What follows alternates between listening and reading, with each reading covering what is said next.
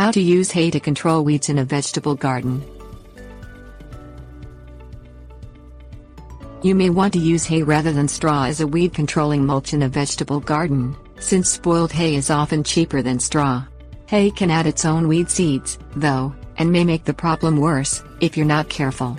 Straw contains the stems of grain after the wheat, oat or rye seeds have been threshed out, but hay includes whatever the farmer mowed in a grassy field, with its seeds intact.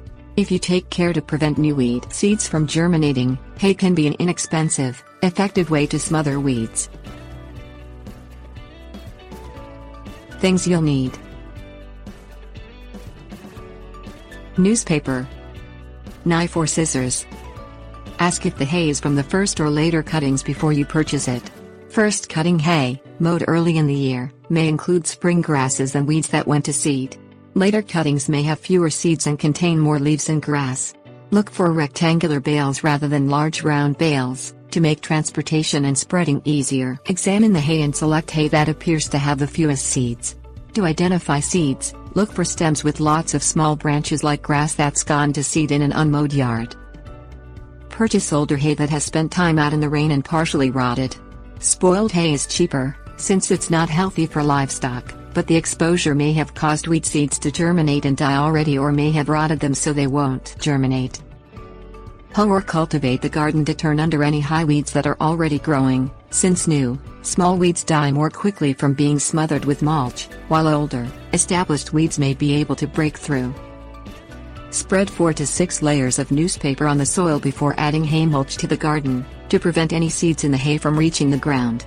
Leave the soil exposed for 2 to 3 inches around the rows where you plan to plant vegetable seeds. If plants are already growing, leave a few inches of space around their base.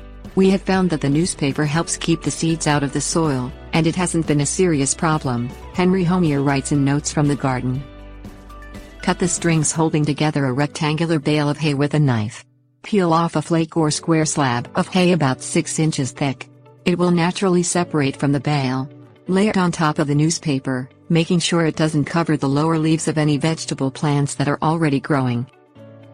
Separate and lay other flakes to cover the newspaper in an even layer. Leave the hay on the garden during the summer and allow it in the newspaper to naturally decay before the next season. Tips: warnings. Spoiled hay or hay stored in a damp area may contain mold or mildew. Wear a mask to avoid breathing the dust while you're working with it. Hay mulch is flammable when it's dry, so be cautious with fires nearby, such as when using a propane flame weeder, burning trash or smoking.